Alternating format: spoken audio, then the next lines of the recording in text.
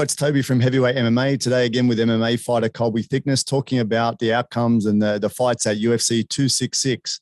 Let's first start talking about your teammate, Mr. Alex Volkanovski versus Brian Ortega. Obviously, Volk had an amazing performance. You guys must have all been feeling it at home, eh?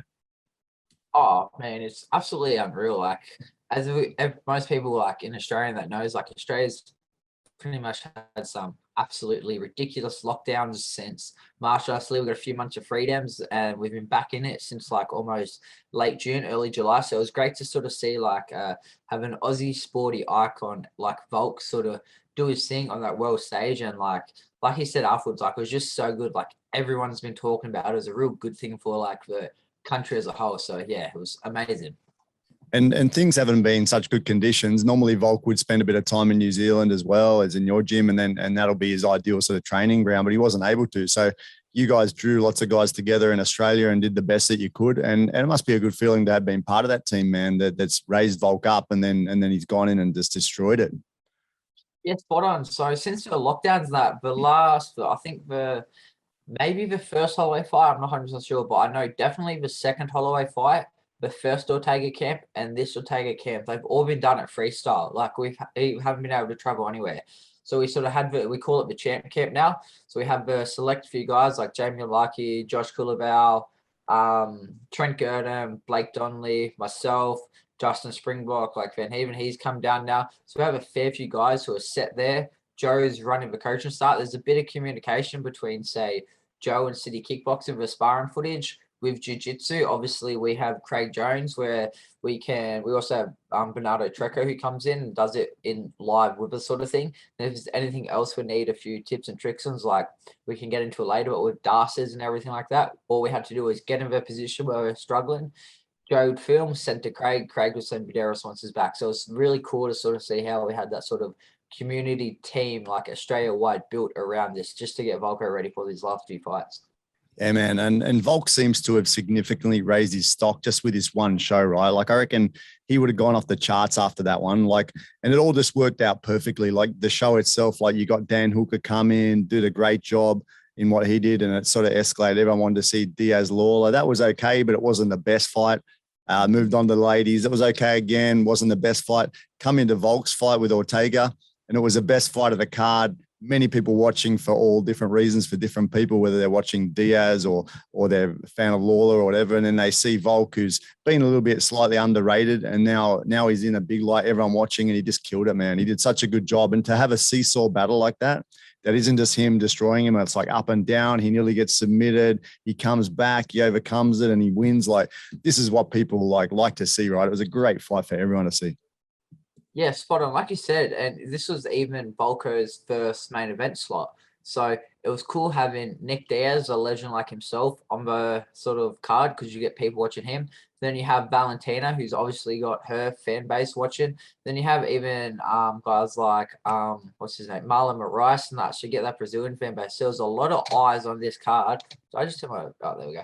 There's a lot of eyes on this card from different sort of genres of MMA fans. And then a lot of people, like you said, they sort of, even though Volko's technically out sort of classed Aldo once, Holloway twice, to casual MMA fans, it's not the type of fights they want to see. They don't want to see like a technical shutout where you do little things to shut out and you don't let the champ do what they does. They want to see fights like this, which obviously now looking back on it, it was fantastic. But man, during that third round, I was shitting bricks, especially once Ortega jumped on that neck, if I'm being honest. Yeah. And like when I mentioned to you the other day, you said that it's not real. I mean, obviously you're worried about your teammate, but it's not a surprise to you, right? Because you said he's very, very hard to choke, which no one's talking about. A lot of people are talking about this. Everyone's saying he did so good, he was gone, blah, blah, blah. But there's no one saying what you said, which is from an insider perspective is he's impossible to choke. And that's what it is. Yeah. Apart from his mental toughness and that, this is a very hard man to choke, right? Yes, but I won't get into too much details, but there's a sort of a fight simulation drill we do. We've probably seen it where every minute we change. But I'm talking 20, from that 15 to 25 minute mark, I'm jumping on his neck after he's done sparring, pads, wrestling. I'm fresh. I only do 30 minute stints. I got decent jiu-jitsu. I jump on his neck, lock it in, and start trying to choke this fucker out. 20 minutes into this workout, and he's still just Like there's times where he's like, I'm like, man, anyone else is out, but same sort of thing. He's gargling, he's surviving. Like unless you can physically put him to sleep, which is so hard, like you're not going to force him to tap. Obviously, he's short, so he's got a short neck. But even then, still, like just his mental fortitude there. Like I've had him in some like ridiculous positions, like 23 minutes into like a 25-minute like meat grinder workout, and he still just won't have his hands, but he'll have his chin in a certain position, and he like freezes up space. Like, yeah. So like at the start, before this camp, like skill level, Volko's got it, but Ortega does have that puncher's chance. But with his style, he did also have that grappler's chance, where a lot of people are sort of like, oh, they're not really like, oh, grappler chance seems a bit iffy. But with someone like T City, you can see how it is. All he did was he caught that left kick, threw that, it was a jab or cross, whatever it was, opposite hand. He caught him, put Volko down. Volko is super explosive. As soon as he hit the ground, boom, he hit, bounced back up. They obviously drilled that perfectly because as soon as he bounced up, he bounced back straight into a fucking arm and guillotine with both legs wrapped behind his back. And I was like, oh, God, not like this. Yeah. Really, please no. Exactly. And he showed just a lot of fortitude to get through it. Like you saw those pics of him. He's looking like you can see the choke's affecting him. Whether he's going to tap's a different question, but you can see it's affecting him. And to everyone watching was very worried about it. The funny thing I heard, man, do you know Teddy Atlas? Yeah. Yeah, Teddy Atlas did a review of the fight, and he said something funny, talking about like his intestinal fortitude. He goes, Volkanovski, Diaz goes to the pearly gates, God's standing at the gate. God says, all right, Volk, you're dead, mate. And he goes, no, I'm not. I'm not dead till I say so. It was a funny call, man. Like that, he won't even listen to God, man. He knows if he's going out or not, and he wasn't going out on that day, right? Yeah, it's all it is, that mental fortune. Like it's like even Volker said himself, like comes down to the end of the day, it's like we train to put themselves in these positions. There's very few guys you're gonna find who are willing to put, I'm talking like every single day almost, he's in some sort of shit uncomfortable position with the sessions. Like very rarely do you have many guys at his caliber who are happy to sort of fatigue themselves to the absolute max, then get fresh guys jumping on them, trying to strangle them and do everything, which is, as you can see, it pays off because if you do get caught in them situations and you're not familiar with it, fucking 90, like I said, 99.9% of people would have tapped or just went to sleep, especially to T City with his guillotine and triangle, which are pretty much, and his stars or anaconda, which wasn't as tight, but there is 3 go-to moves. How many other people have we seen get into submissions like that with T City and escape, and Volko managed to escape pretty much all 3 of them in the one round? That's it, man. Amazing job. And that's his second title defense, man. And for anyone that doesn't know, 10 wins in the octagon, 20-fight winning streak. People start to know these things now. It's starting to pop up, and people actually like, oh shit, this guy's like a real legend of the game. They didn't realize until now. It's good that he's getting the recognition he deserves. Everyone knows now he's beat Ortega. He got Holloway a couple of times, Aldo Mendez. He's building himself up to potentially be one of the GOATs later on. Yeah, spot on. I think he's going to be, before, even now, I still think Volko is going to be the sort of guy where in the moment he's not going to be as appreciated as he should be.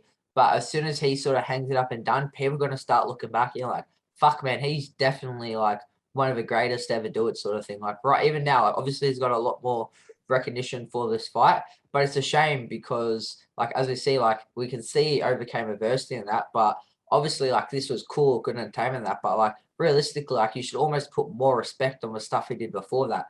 30-27, like, guys who appreciate the game, like, they know how hard it is. Go to Jose Aldo's hometown, featherweight GOAT, shut him out completely, make him look like he doesn't even sort of like, make Aldo say he didn't even like know what he was fighting, sort of thing, like shut out Max over 10 rounds, sort of thing. So I think eventually this is a great fight for Volko because more people come around. But I think further down the line is when Volko keeps doing things like this, people are really going to start sort of being like, oh, we're witnessing a great era right now. That's it, man. And from your perspective, you were privy to a bit of the game plans, etc. Was Volks sticking to what you guys had trained and what your plan was during the fight? Yeah, definitely. So, like, I'm not sure if it was this one, but I think I even said I thought Volko was going to get for late 3rd round, early 4th round stoppage, which if we cut out all the referee and judges and not judges, I mean, doctor and coaches pulling him up onto the stool. It was almost a spot on prediction, so I'm pretty much going to claim that anyway.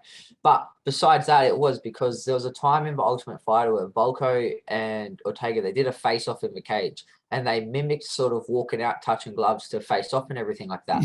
And Ortega came out orthodox for it. And Volko looks at me, even points, he's like, "You're not coming out orthodox for our fight." And then he even said, like, it took Ortega by surprise, like, oh, shit.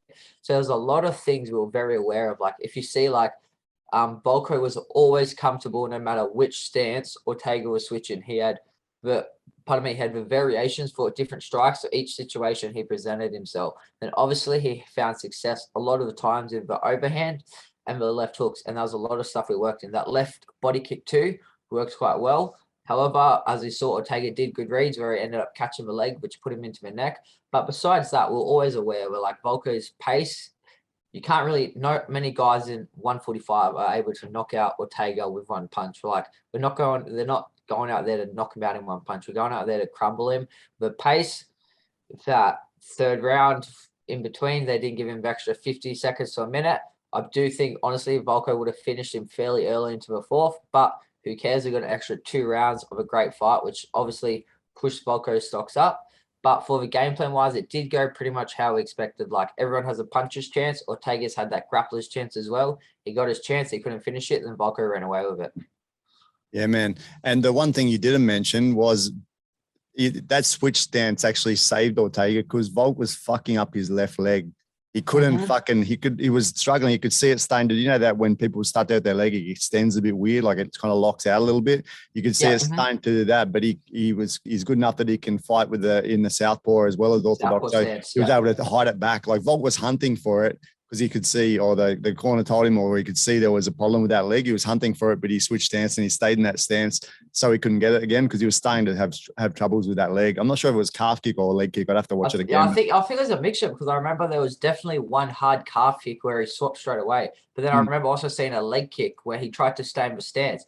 And then, like you said, he took like 2 steps and his leg kept extending. Then he did have to switch after that as well.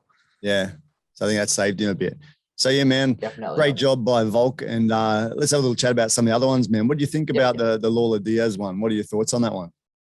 As you all know, I predicted Diaz, which didn't age very well. But I thought I probably just wasn't keeping up with enough of him sort of thing. But I thought if Diaz stayed fit, stay ready. We saw photos of him like with his 6-pack out when he was still running, training that. And then I thought if he came in like that, he would look good. Josh Thompson said something about an injury or something happened in camp, which could have played a factor. But as soon as that weight classes got changed, I was like, man, this isn't looking good. We saw a video of him sort of punching in that. I didn't think he looked too good. Then he actually gets in the cage, and I won't lie, he surprised me.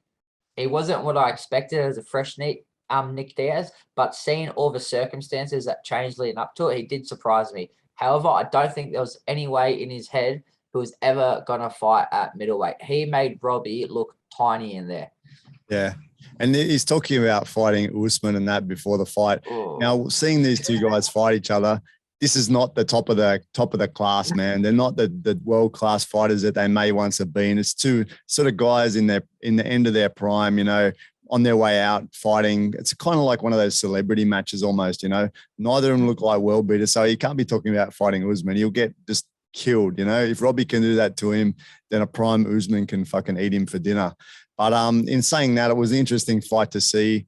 I expected him to get stopped in the first. Actually, I put a bet on Robbie to stop him in the first. He did better than that. He kicked on a bit further before getting stopped, but it seemed kind of inevitable from the start, you know, that he was a little bit less of a man than he was before in the ring, you know.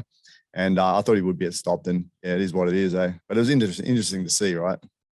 Yeah, definitely. I feel like Robbie didn't get enough credit for even his fight in that. Like, obviously he did very well by feeding that, but a lot of the commentators, they were saying, like, I remember I saw Diaz was throwing like 5 or 6 strikes in a row, and Lawler was walking forward, and he was doing that sort of poor style of blocking where everything was on the forearms, skimming off the head. He was wrong with shots, so no shots were inflicted damage. Then he would throw good 2 counters, but the commentators, I found they were just super focused on everything Nick was doing, which sort of took away from. I think Lawler actually fought a great fight. He just stayed in his face, he was like, okay, I'm probably not going to be able to finish him early. He's tough. He's a lot bigger than he probably expected. But then, like you said, he just sort of weathered him down. He ended up clipping him really good with that right hook.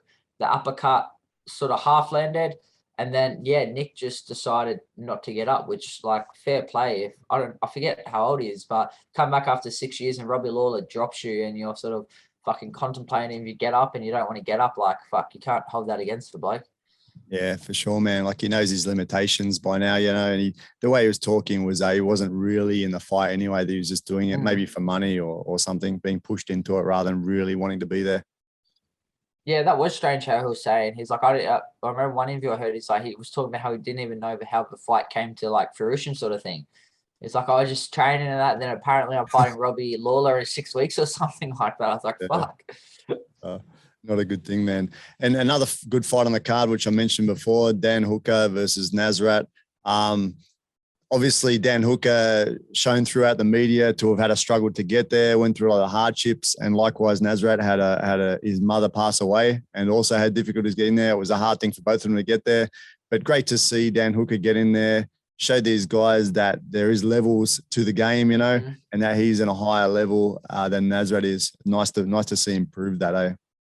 Yeah, exactly. That's what I was actually going to lead with. That a lot of people thought, even though Dan's been sort of not off and on, but he's just been fighting the best guys in that division. So a lot of people weren't necessarily counting him out by like, he's sort of done in that. And then Dan came out, he looks reinvented. He dominated on the feet.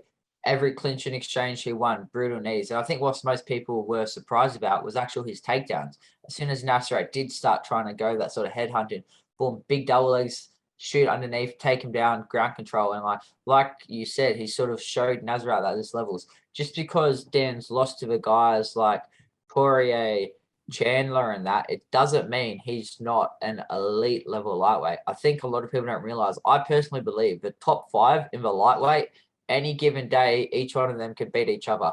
It's just sort of circumstances. It depends if they're on, their opponent's having an off day. But I think, like I was saying, I said this before somewhere else, but if I don't think that lightweight belt is going to be able to stay with one guy with like how these top 5 contenders are. It's not like we have that Khabib anymore, where Khabib just sort of has a game plan to sort of go through everyone. I think like there's so many different ways. Like Gaethje can beat Chandler, Chandler can beat Gaethje.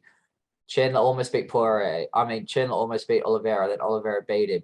Hooker almost knocked out Poirier, and then Poirier ended up beating him. So, like, I think it's that sort of really sort of tight top 5 lightweight thing, which people sort of, not enough people had that sort of realization. And that's why they thought they gave Nasrat a lot more of a chance than they probably should have. Obviously, he trains at TriStar, he's at GSP, but people don't understand that Dan Hooker is still a super elite top 5 lightweight. And just like Volk, he's starting to endear himself to the public, man. There's a lot of positivity surrounding him and his interviews and everything. Everyone's starting to see he's a really good guy, and good to listen to. And he's he's a hard man, a hard fighter, doesn't make excuses, gets in there and fight no matter what, right? Yeah, exactly right. Like I think I'm not sure about the full New Zealand situation. I know that the gym got shut down due to like journos snitching and shit on them. But I know that Dan, and he ended up having to like the last 4 or 6 weeks in his garage with like one bloke who lived at his house to train with. Like just that mentality, like fuck it, I'll train in my garage and I'll fight. And like even with a weight cut, I think he landed, then he had 4 hours to cut the weight or something like that. Like just a professional sort of thing, just a true fighter, and stuff like this is really getting his name out there, which fucking rightfully so. He's pretty much like the OG for New Zealand MMA and the UFC. And I think, was he even in there before Rob? He probably was, I think. In fighting or in UFC? Yeah, UFC. I don't know. He's been there an age now, man. I'd have to have a look. Yeah, man. Man, it reminded me of that of the level thing. It reminded me of one of his post-fight speeches when he goes, "Give me someone on my level. You're getting these boys hurt." He said something like that. It was just a sick thing to say. I think I can't remember who he fought, but yeah, he's showing his levels now, man. So it's a good thing. Yeah, definitely. A lot of people sort of underestimated his wrestling. I haven't been fortunate enough to train with him, but obviously Volko's done quite a lot of work with him when he's been over at City and that. And I asked him, I was like, "Oh, what's Dan's like just jiu-jitsu and wrestling?" Just curious. He was like, this was like a year or so ago, and he's telling me, he's like, "Man, like he's really good. Like people think the way to beat him is you're gonna have an easy knife. They take him down, hold him down." He's like, his hips are good, his wall work, his get-ups, his guillotine threats, like his a very sort of full package, which people can't appreciate because he's a hangman. He just knocks people out of their feet, sort of thing. Yeah, man. Actually, talking about training with him, I've one story. It's a story of regret. Years and years ago, Dan and Kai were fighting over in Hong Kong, and I was friends with Aaron Boys, and they asked me to come over and just help in the corner, Iceman or something. And I went over and he's warming up, and then he starts to go to the ground to warm up, and Carl Weber goes, "Go roll with him, warm up." And I'm like, nah, man, let's not do this. Cause new guy, new person. I was worried might accidentally do something goofy or like elbow him in the head or headbutt him or do something stupid, but now I regret it. Cause like this guy now he's like a superstar and I missed the chance to like have a roll with him, so. Roll with him back, yeah. Was that the fight where Kai got, I think, stopped by calf kicks or something? No, Kai got. Yeah, I'm a great, good luck cornerman. Kai got stopped by knockout by a guy that's actually a friend of mine in Macau now. He's a Filipino guy. Oh, really? Yeah, his name's Augustine, and Dan actually got stopped by a Chinese guy as well. So I don't think ever let me in the corner again. I'd say. Bad omen, bro. Exactly. Yeah. Actually, yeah. All right, bro. Anyway, that comes to an end. We've been on here long enough. I'll catch you next week. Thanks for your time, bro. Pleasure, bro. Thanks for having me.